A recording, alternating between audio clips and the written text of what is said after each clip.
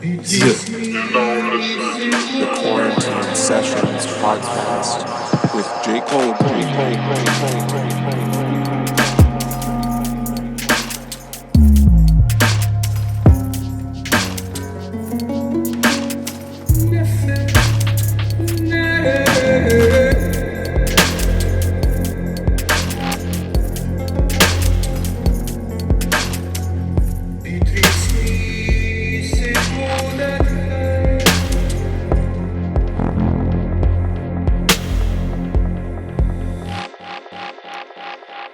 Hi, Andres. So we're live. It's happening. Hi, hi Jake. How's it going? It's great. Thanks so much for joining me. I was telling you briefly, but I had seen you give a talk in San Francisco at the consciousness hacking meetups, and it was fascinating.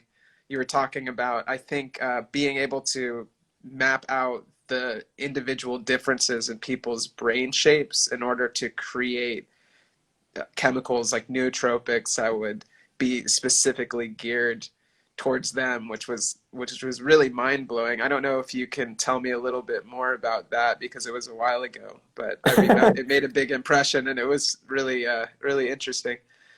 Awesome. Yeah, no, I mean, I think the work from that talk is actually like ongoing right now at the Qualia Research Institute. It's a very, very live thread. And yeah, maybe just give a quick idea of what what I was talking about. So basically, there's like these very recent like neuroscience paradigms that basically take the shape of a person's brain, and this basically encompasses, you know, the wide matter tracks, like these long range connections, as well as the structure of the cortex, which is something that you can get with MRI, but also this technique called diffusion tensor imaging. Basically looks at like how water is traveling in in the brain, and you can infer basically the shape of the brain that way.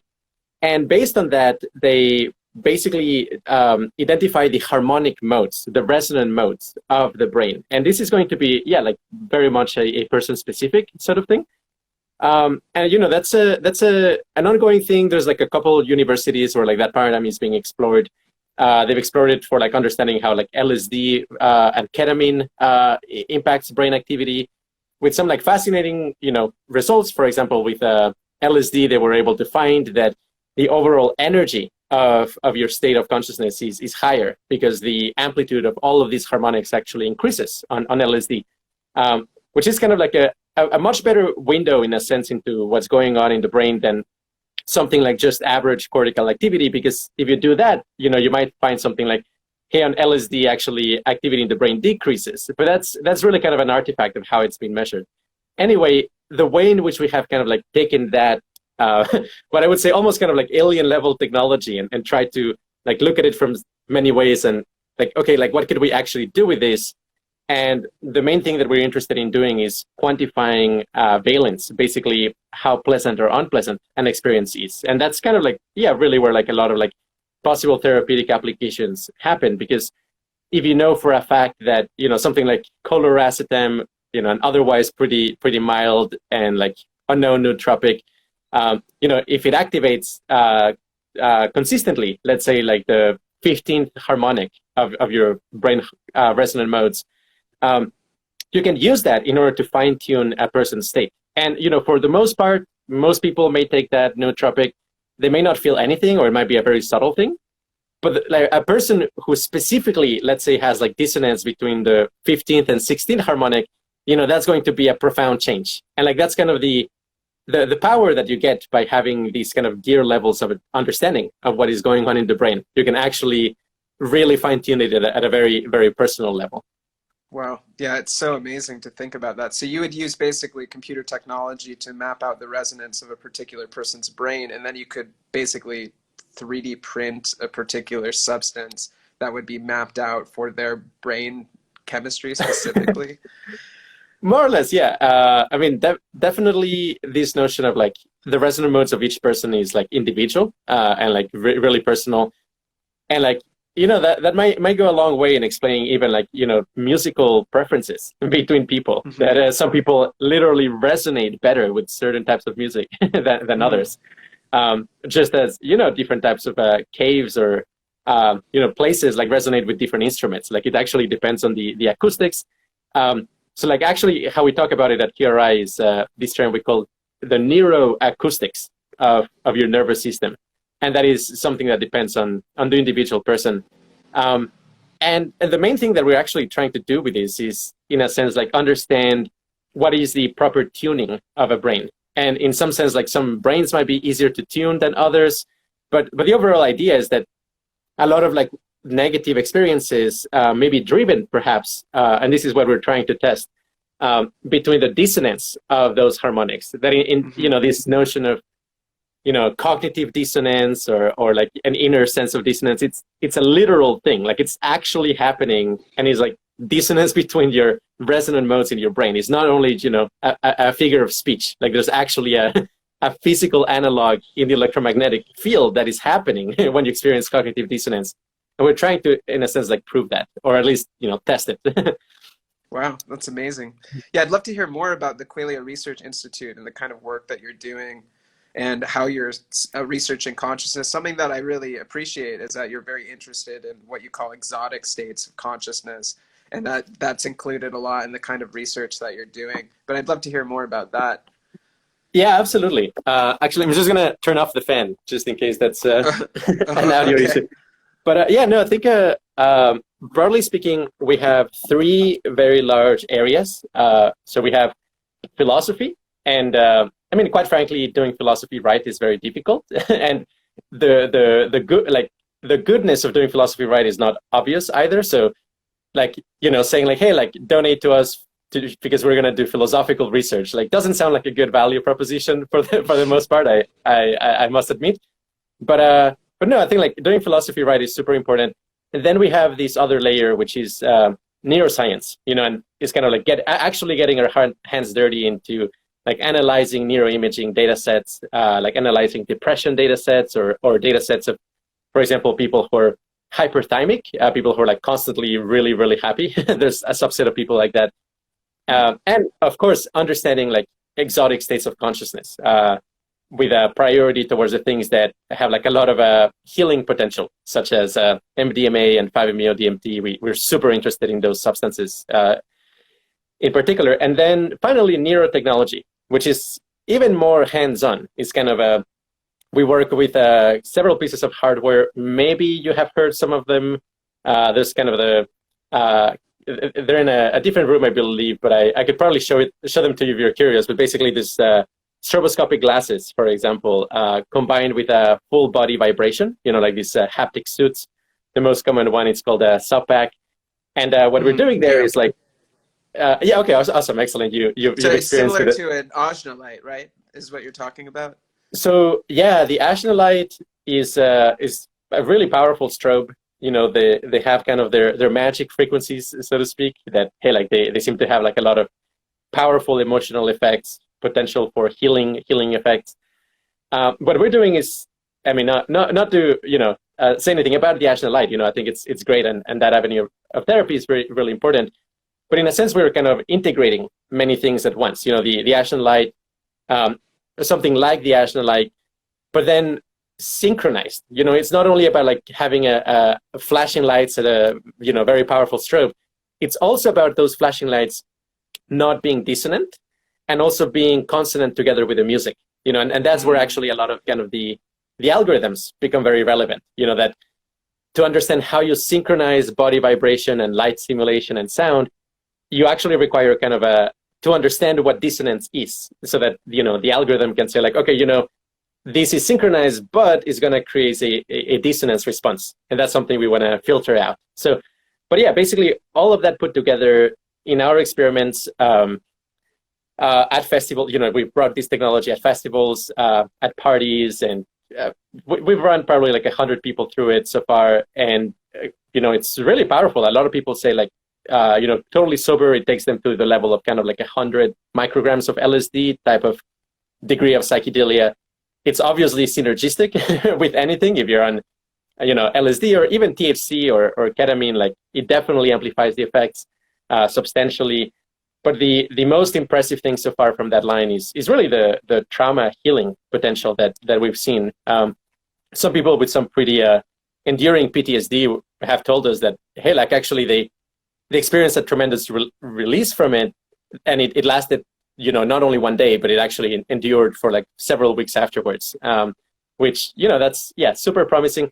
And all of these really is kind of grounded on this notion of, hey, let's take harmony seriously, let's do what they did to like music, in a sense, come up with this whole theory of how do you create, like consonant chords in a systematic, predictable way, and translate all of that to the nervous system and understand like, okay, what is the key signature of your nervous system, and how do we, if it's a very negative one, how can we perhaps like flip it in the shortest path possible?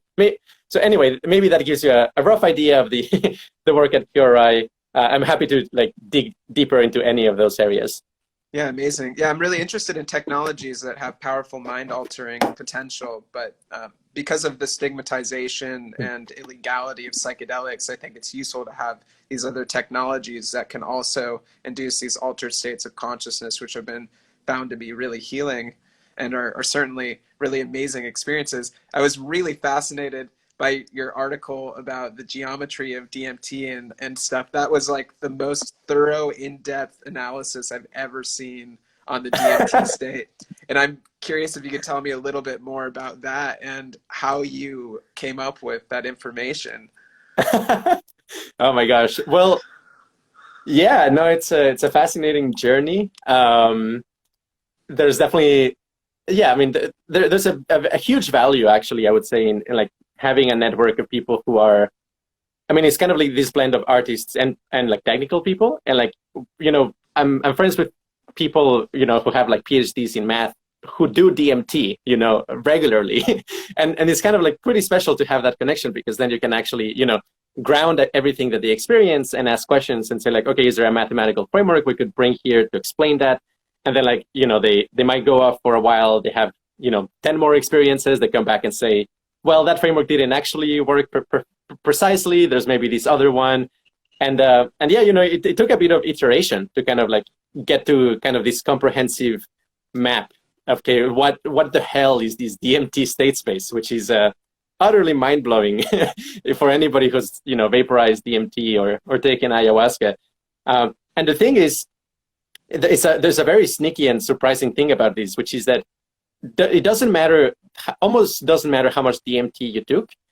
If it's just one of the few first times that you took it, it's very, very common for you to get the impression that you broke through and you understood, how far you can go with DMT. You say like, oh my gosh, that was intense, that was crazy, that was the most mind-blowing thing in my life.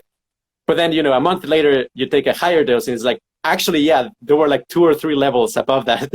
and kind of like mapping out, hey, like there are these like phase transitions, there are like these different levels. And I mean, I'm happy to maybe walk you through like the 6 levels. Please. Because Sure.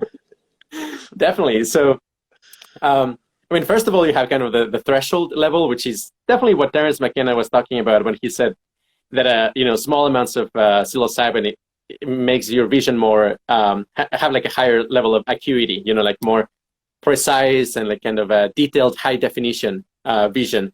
And it's quite fascinating that like you take 4 milligrams of DMT or something in that range, you don't experience hallucinations, but you do experience intensified colors, and everything is just much more detailed. And I like the metaphor of Terence McKenna of, it's kind of like sucking the air out of the room. It's kind of like there's an intermediate medium that got removed, and then everything is perfectly crisp and like super well defined. And I mean, as an aside, I think that state itself, that level probably has a lot of applications for like arts, has a lot of applications for even like acting, and like memorize. I'm sure like we're going to find a lot of applications to like microdose DMT once we start exploring it more systematically. But then you get to the a little bit more, maybe 4 to 8 milligrams is the chrysanthemum, which is where basically you start experiencing a perfect tessellation of patterns in your visual field, and then that gets saturated and there's nowhere else for patterns to fit. So they start to have a 3-dimensional component.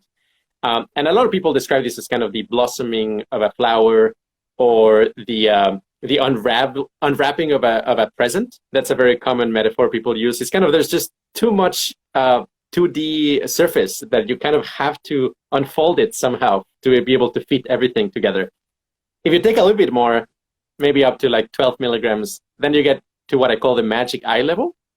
And I mean, I'm pretty like literal when I say like magic eye level, because if you, not everybody can, but like most people can, the cross your eyes magic eye in psychology is called the autostereograms. Now, anybody listening to this, I would recommend, maybe in a different tab or something, Googling autostereograms or magic eyes. And yeah, I mean, like you have this undescript texture that then like you cross your eyes and you get like this depth from it. And it's quite fascinating that like, everything in that world is made of the same thing, is the same texture. It's just that it has a 3-dimensionality to it. And the magic eye level in DMT is all like that. All the surfaces are the same texture. It's very trippy and weird, but then it has depth, and that depth encodes objects and shapes and scenes, like an ice cream store or like apparel or like, or a shamanic ceremony. It's just like all sorts of crazy content. Gumby clown gnomes. Gumby clown gnomes. That's a common one, I think, at least from my experiences. Okay. Yeah. I think people have the realms they get attracted to, or they that I've heard a lot of like ice cream shops spaces as well, but who knows what's actually happening there. If you take a little bit more, then you get to the waiting room, which is usually the threshold where you actually become disembodied. Like you literally stop perceiving where you are. In magic eye, you can still kind of like sense the chair around you. You can still have a sense of like, okay, this is a hallucination. In the higher dose of a waiting room, it's actually fully enveloping. And there's also a phase transition, which is really clear oftentimes, which is the big like sound that just is all encompassing and synchronizes everything. And we actually think that synchronization is really important for the believability of the space. That, I mean, there's all of these things in neuroscience and psychology that shows that, if you show like one image, that creates a level of reality. If you show an image with a sound, that's an even higher level of reality. Once you get, 5 senses together creating a world, it feels very, very real, very believable. And it's like in that transition between the magic eye and the waiting room, all of the sense modalities become synchronized. And that's where like the world really starts to become very believable. And it's, very stunning to find yourself there. But then you can take even more. And that's where really hyperbolic geometry is unavoidable, which is what basically the breakthrough dose. And whenever you're in breakthrough, it's very strange because it's like you're always in a kind of like open space. I mean, people use metaphors like they're in a wormhole of some sort, because it's not a confined space. There's always kind of this expansive space that takes you to other places. You kind of go through a tunnel that takes you to a forest, that takes you to this, open place. It's an endlessly shifting context. And that's an inherent property of the breakthrough. I don't think you can stabilize it. It's just too much energy. And if you take a bit more, then it's amnesia. And then, of course, who knows what happens when you enter, like the level of amnesia. It's impossible to remember, but presumably it's just even higher levels of energy. And in all of this progression, there's kind of this general pattern that basically, as a function of the dose, the amount of energy of the state increases. And it's like in physics. There are some phenomena that only exist above a certain temperature. And the metaphor I sometimes use is like water. If you take water, you heat it to like 80 degrees Celsius. It's like, wait, this is boring. It's just plain old water. It's the same thing. But you heat it to above 100 degrees Celsius, and suddenly starts to turn into gas. There's this clear change to what's going on. And on DMT, it's like that. It's like, if you don't hit the right dose, some things just don't happen. And slightly above that dose, sure, weird high energy things start to actually become possible.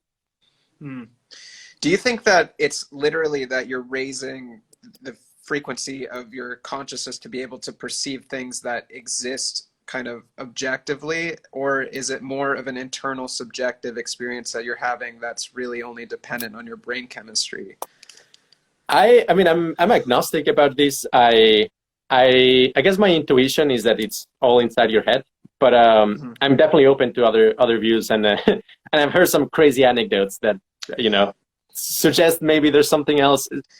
I don't know. What are your thoughts? I mean, I'm an artist, so I kind of lean a little bit more towards the fairies and goblins side of things. I think it's possible that there are actually these realms that we can navigate through the acceleration and heightening of our consciousness, which I think is possible. And I think through research like this, we can become more clear about whether or not that's the case, and that at the moment there's a lot of, like you said, anecdotal evidence to show that that is at least an experience that people have. And I'm also agnostic about it. I won't say that that's absolutely true or that's false. I think that it's possible, and I think that as we research more, we're going to start to understand if that's true or not.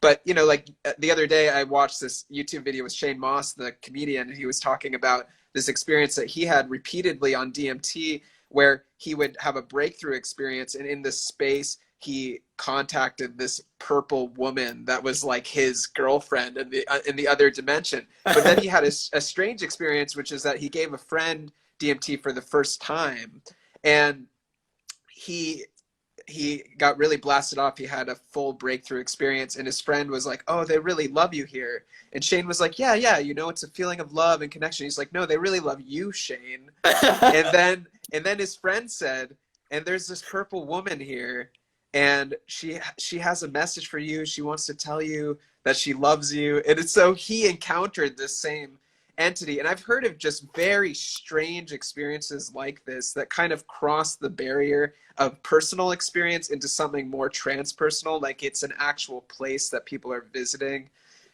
And so, I mean, that is just very interesting. It's at the least very interesting. It's something worth researching and learning to understand. In a shamanic perspective, it is an actual place that is inhabited with intelligence that is kind of separate from ourselves, Yeah, I mean, I think it's definitely worth researching, and I mean, for sure, the DMT realms give you a super strong impression of independent existence. Definitely, a couple of things I could bring up here. One is, very exotic phenomena that I've witnessed somebody experience these, which was this is maybe on the negative side of DMT experiences, but basically like meeting some like relatively unfriendly entities. And the crazy thing was like the unfriendly entities were like sending like etheric bugs to the person. And, that's okay, sure, it could be a hallucination. But what was like really freaky about it was like the body of the person was like shaking in these like weird ways, as if like somebody was grabbing, the arms, or was like moving things around. And then the person reported afterwards as saying like, yeah, no, whenever any bug was kind of like getting into my energy body, so to speak, it would like shake me to like a slightly different reality, kind of like pushing me somewhere else. And that manifested as like an actual physical pull in their body. Now, of course, who knows what was going on in their nervous system? It could be like, their own nervous system had kind of these competing factions and some crazy thing like that. But I agree, it's definitely worth exploring and investigating very, very rigorously. And also the very strong archetypes. I mean, there's definitely the jester realms, like kind of the trickster realms. There's definitely like demonic realms, and there's definitely like angelic realms as well. And but typically, I mean, something that I've heard a lot and interviewed a lot of people that surprised me is that compared to other psychedelics, a lot of the entities you meet on DMT, they don't seem especially interested in spirituality. Like there's a lot of DMT entities that are just kind of materialistic in a sense. They only care about their own realm. They're surprised to find you there. They kind of like think you're a hallucination. They just want to go about their own day. Like it's just kind of, you're interrupting them. And like they don't really, they don't care about any higher message or oneness or anything like that. I mean, of course there are those that do, but I found it very puzzling because, overwhelmingly most LSD experiences or psilocybin or 5-MeO, DMT, there's this underlying message of non-duality. That like, hey, like things become better if we all accept, our fundamental connection. But on DMT, there's a whole lot of realms that just don't care about that. And I don't know, that's very puzzling. Yeah, I think that technology is also a common theme. Like these entities seem to impart certain technologies to people. They give people information on how to build things in our material world. And that seems to be something that really only happens with DMT and not with other substances. But yeah, just in terms of whether these are real or not, I think that it's a little bit more challenging, but it's also a little bit more wise to just kind of exist with a question mark and to realize that this is something that hasn't really been understood fully yet. And there may be a time when we do arrive at a more clear understanding of it, but it's not necessary to jump at some conclusion, you know, that this is a portal into another dimension or that there are living entities. That's possible, but it's also not something that we can really say for sure at this point. I agree. And for sure, anybody who's too evangelical in one way or the other, oftentimes they're just, you know, projecting their insecurity. It's kind of like they want it to be that way. but yeah, no, I completely agree. The healthy path is having a big question mark in there. I think like one other thing to mention here is like, yeah, I mean, like I would very strongly like Steelman is kind of this concept of making an argument as strong as possible, right? Before trying to attack it or anything like that. So I mean, yeah, like Steelmaning, kind of like this notion of like different frequencies for different drugs. You know, a lot of people, you say like, hey, LSD puts you in a higher frequency of vibration. They say, you know, you're crazy. They're not even going to contemplate what you're saying, but you know, you can feel it. It's like pretty obviously the case that you're vibrating at a different frequency. Absolutely. And the connectum specific harmonic wave analysis, which is these resonant modes of the brain, actually vindicate that you know, an LSD, not only do you have higher power in all the harmonics, but the higher harmonics, the higher frequency harmonics in particular, get even more power. So the average frequency as well as the average energy increases on LSD. And then a way in which we're currently working on, actually kind of through like online tests and forums, basically tease out these frequencies is with the tracer effects. So you move your hand around and you see kind of these extra snapshots of your hand, like laying around in your visual field. I think that's a super general effect. We call it also kind of the decay factor for qualia becomes longer. So things just like stick for longer in your experience. Like on acid, it's super common for you to be in a room, go to a different room, and still mentally feel that you're in the previous room. Kind of like things just linger for longer, thoughts and feelings, just everything. And if you pay close attention to kind of the frequency with which, you know, the copies kind of like stick together, stick in your visual field, you will notice that on 2CB, for example, the copies are fewer and they're like more spread apart than on psilocybin. And psilocybin, there's like lots and lots of tiny copies. And with that, you can estimate the frequency, basically the vibration with which this kind of frame updating is happening. And the current estimates, my best estimate so far is 2CB is around 15 hertz. LSD is around like 20 hertz. Psilocybin would be about like 25. Then DMT is around 30. So like DMT is definitely a higher frequency than other psychedelics. But then to take it a notch up even higher, 5-MeO DMT, it seems to be about like 40 hertz, which is so fast, it doesn't even produce visual hallucinations anymore. It just creates these, yeah, I mean, maybe you experience feelings, you know, feeling of oneness and interconnectedness, but with very little conceptual content. And it's fascinating just that difference in frequency can produce, you know, such a profound effect in the way the experience manifests and unfolds. Wow, that's so cool. Yeah, I think it's interesting to think about these things in this way, because as a transhumanist, your perspective is primarily related to technology. At least that's what I think about when I think of transhumanism. And it seems like you don't really differentiate in your views around sort of an electronic technology or a chemical technology. Do you see psychedelics as being another technology that is useful in the kind of transhumanist I don't want to say agenda, but like a, for transhumanism. I love it. No, yeah, absolutely. I mean, and maybe also to kind of steel man transhumanism. And I know it's a scary term. It was very scary to me before I kind of read some of the big transhumanist thinkers.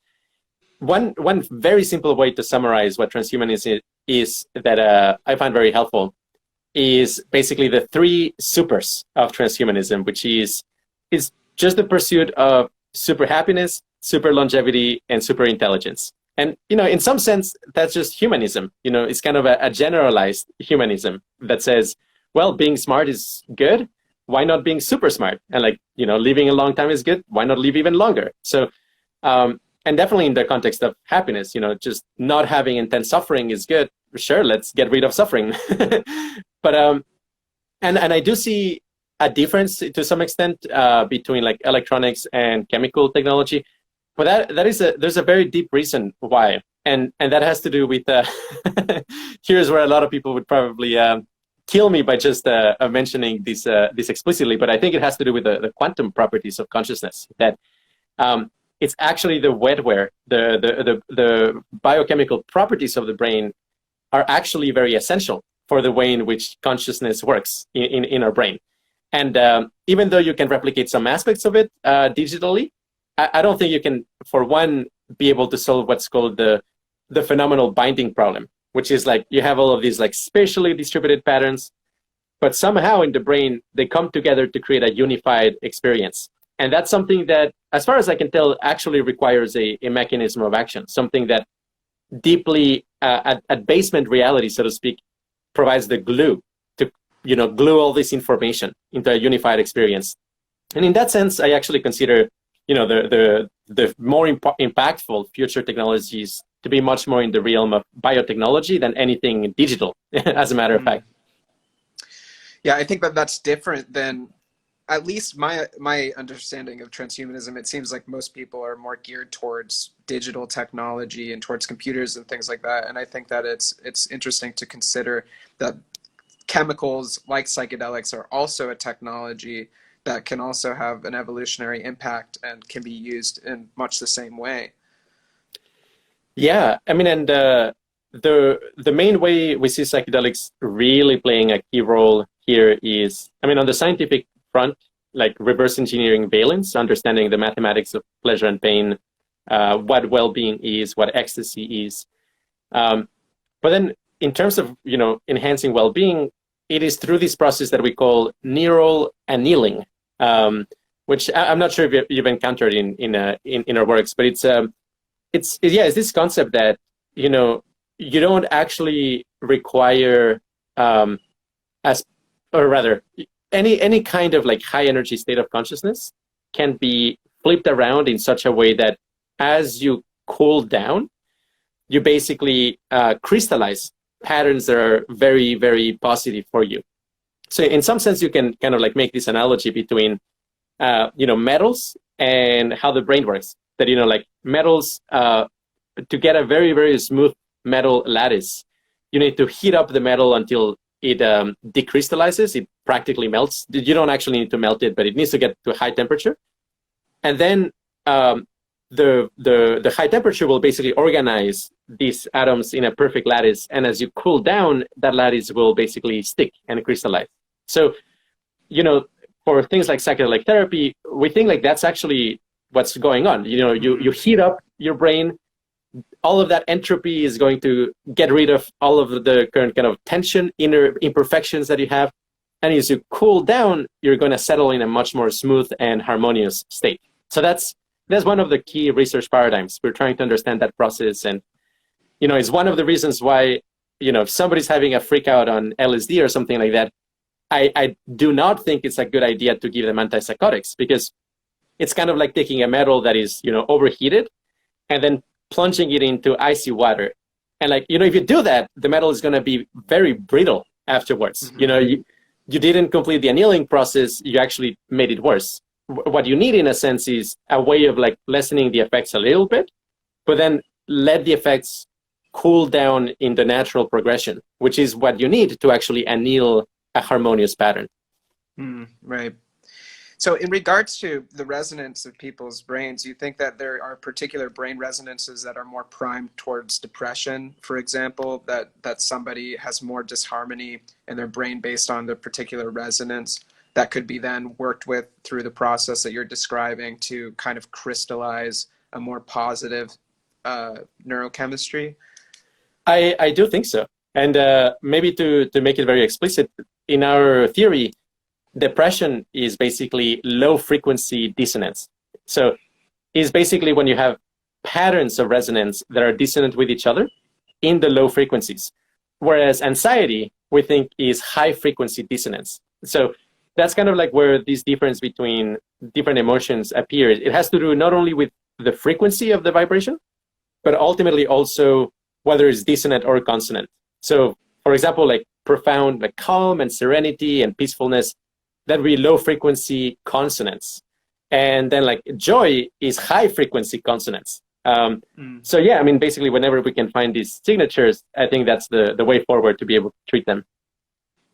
Beautiful. Yeah, something I also wanted to ask you about is that I read that you consider yourself a neo-Buddhist and that you took, it's basically your mission to alleviate suffering. And I'm curious where you see the intersection between transhumanism and Buddhism, and where that mission is aided through transhumanism. Definitely. I mean, I think Buddhism is a beautiful, beautiful philosophy. I mean, it's one of the few philosophies that explicitly says, you know, our purpose is to get rid of suffering. And, you know, there's a lot of philosophies that say, like, you know, our purpose is to, you know, do X, Y, Z. Oh, and by the way, maybe we can lessen suffering as well, and that would be nice, you know. But Buddhism has it like front and center and says, like, guys, like, this is the problem. let's actually tackle this directly. And you know, and in addition to that, you know, Buddhism is beautiful because they actually pay tremendous amount of attention to subjectivity and like the subtleties of inner states, and you know, it's kind of like a perfumist of inner experiential states, and kind of how do you blend them together to produce something beautiful? How do you cancel out something that is negative? And I really like all of that aesthetic. I mean, to the extent that anybody, you know, believes in the mission of getting rid of suffering, thinks that's something valuable, you know, in that sense, I'm aligned with them. You know, that's a super strong piece of alignment. That said, we do think that, you know, a really generative question to ask is, what would Gautama Buddha do today if he was alive? You know, it's like, absolutely, you know, meditation would obviously continue to be a super important, you know, ingredient, you know, monastic life, understanding all of that, fantastic. But there's so much more that we now have that they didn't have at the time, from scientific understanding to, you know, technology and even like, you know, new social systems that could be used in institutions. And I think, I mean, I personally think that, yeah, if Buddha was alive today, he would actually be doing research on biotechnology. So yeah, it sounds kind of crazy to say, hey, you know, biotechnology and Buddhism can come together. But I mean, honestly, just take seriously this idea of eliminating suffering and see where it takes you with an open mind. And I think it takes you some pretty weird places. Yeah, I don't think it's crazy. I think the Dalai Lama has shown his interest greatly in biotechnology and new technologies and mapping different emotional states and trying to alleviate suffering through that research. So it's definitely in alignment with the ethos of Buddhism. Yeah, absolutely. I think the Dalai Lama has a wonderful quote. I'm going to probably butch it, but not exactly, but paraphrased. He said, like, if there was a technique or a machine that allowed me to be happy and never experience pain ever again in my life, that didn't have any side effects, I would be the first patient. And and yeah, I think that's, yeah, probably the very pragmatic, very like, let's get this thing done type of enterprise in Buddhism. Yeah, I like that. I want to ask you a very vague question, but I'm curious about your answer. What is consciousness? Oh, sure. No, this is a super important question. So the main thing I'll say is that there are like, we've actually counted, there's like roughly 10 definitions for what consciousness is.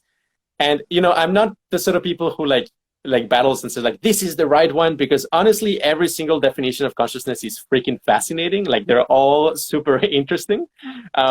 But the definition that is kind of the most aligned with how I approach this big mystery is the one that is most concerned with qualia. I mean, basically, it's the way in which experience feels. It's like, what is that? What is the blueness of blue? What is the smell of cardamom? What is the taste of sugar? Like, what on earth is that? And like, how can we understand all of that coming from allegedly just the interactions between atoms, which is mind-boggling if that's actually what's going on. And how can atoms conceivably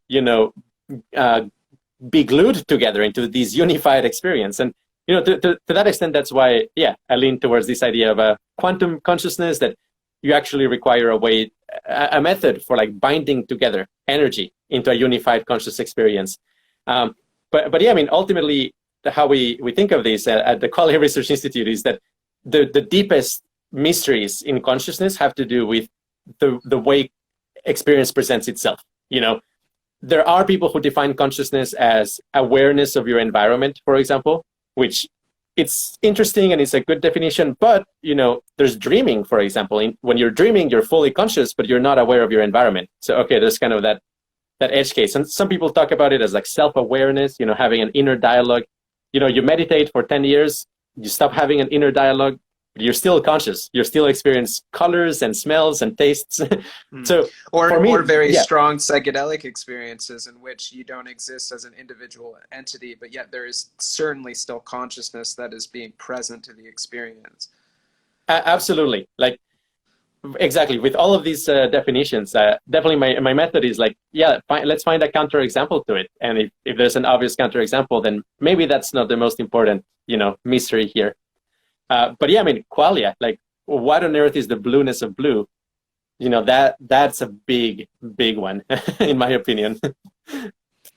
Do you think that consciousness is something that originates from within the brain and from within the body, or do you subscribe to the belief in which the brain is more like a radio antenna and consciousness is something that is present outside of us? I'm not sure I would subscribe to either. If I were to maybe give a name to kind of like how we approach this, is this thing called neutral monism, which is this idea that, hey, there's just one thing. And seen from a certain side or certain point of view, that is qualia, the way experience presents itself, consciousness. From a different point of view, it's physics, and it behaves like physics. And kind of in this sense, it's not that the brain is producing consciousness, because consciousness is fundamental. It's already there everywhere. Like if something exists in this view, it's already, inherently made of consciousness, made of qualia. What makes the brain special in this account is its ability to bind together, to put together all of these different kind of mind dust, so to speak, into a unified experience. And in that sense, maybe the brain is pretty special in a way, but it's not like it's creating consciousness out of nothing. It's just like, putting all these Legos together into something that is useful for evolution. That's sort of similar to the Buddhist concept of dependent origination, which is that it's kind of in the intersection of a thing and your consciousness that makes that thing exist. And in that way, we only exist through the intersection of all of these different nodes of consciousness meeting at this one point for us to exist as the illusion of a separate entity.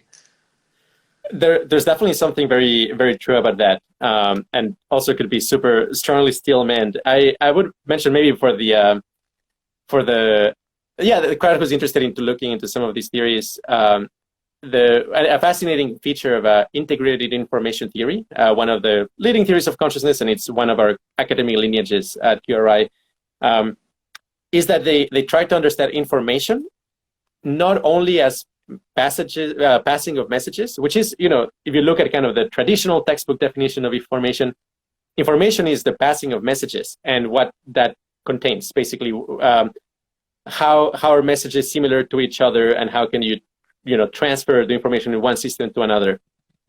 But what Giulio Tononi, the founder of integrated information theory, basically came up with, which is kind of an addition to this, is this concept of systems having intrinsic information on their own. Of course, that information does come about through interrelationships, but are the interrelationships contained within a certain boundary? And in that sense, like there is interdependent origination, but the things that feed into that interdependent origination could be in a sense like factored out, and you could identify like, okay, in this point in time, it's this part of the universe that is coming to bear. Of course, if you dig deep enough, you get Indra's web, and everything is ultimately interconnected, by transitivity. But on a given point in time, yeah, you can partition out and say like, okay, this region of the universe is contributing to your experience. Mm-hmm. Yeah, I see. Cool. We have about 10 minutes left. I just want to ask what you're working on and what you're really excited about right now. Yeah, definitely. So we're working on a book, basically kind of how to ramp up understanding all of our research, basically organizing a lot of our pre-existing articles and introducing like a new narrative. That's super exciting. We just released our frequently asked questions in our website. So if you go to qualiaresearchinstitute.org, now the FAQ is fully populated. And if you want to learn more about QRI, that's definitely a really good place to start. Then another very big project that we're doing is, basically the neuroimaging. Basically, we are collecting neuroimaging of these like meditation states called the jhanas, which are like these very advanced like concentration states.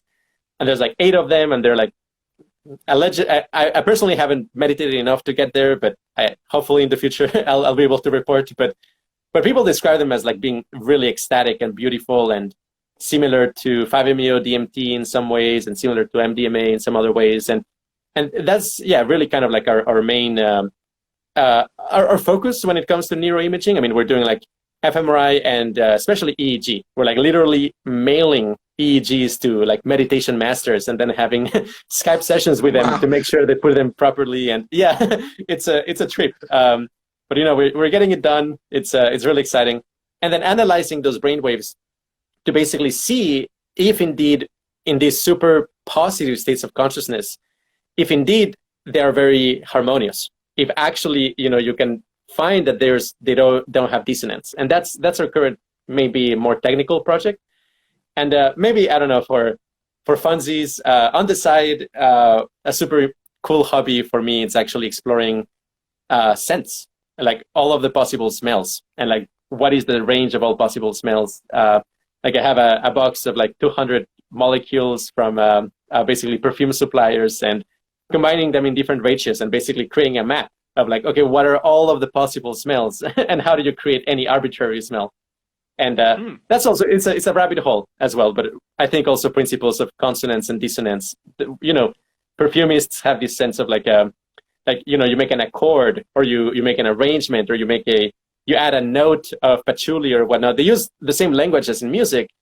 And I think there's actually also something super deep there, that actually a good smell is actually a harmonious smell. And there's like a mathematical property that makes it harmonious. Absolutely. Yeah, that's interesting. I remember a few years ago, I got to visit Alexander Shulgin's lab, and you can see the chemicals that he has in all these little bottles with hand-drawn chemical molecules on them, and you can smell them, and some of them have the most bizarre smells, like things I've never smelled before. And there's almost like a correlation between how strange the experience is and how strange the smell of the particular chemical is. That would be fascinating to plot. I really wonder. I do know from phenethylamines I have known and loved that Alexander Shulgin would make his research, I guess his friends, right, but research participants, he would make them like drink the liquid, like he never put them in capsules, right, like 2CE or whatever, like always in a glass of water, and you had to drink it, and you had to comment on the taste of it. A lot of people thought that was very cruel, because a lot of these compounds are super freaking bitter and unpleasant. Right. Yeah. Interesting. Cool, man. Well, this has been a fascinating conversation. Thank you so much for your time. It's awesome to be able to pick your brain about these really fascinating subjects. No, thank you so much. I really enjoyed this conversation, and let me know anything I can do, and happy to go for it. So before you go, where can people find more information about you and what you're doing? Yeah, so check in qualiacomputing.com. That's my personal website. And then where I work is the Qualia Research Institute.org. Definitely best place to kind of read about it. If you have never read anything about this, probably start with the frequently asked questions. And for Qualia Computing, just Google top 10 Qualia Computing articles and just read those, and that'll get you pretty far. Awesome. Well, thanks so much, Andres, and thanks to everybody who's tuning in to watch this conversation. Much love to everybody. Much love, everybody. Ciao.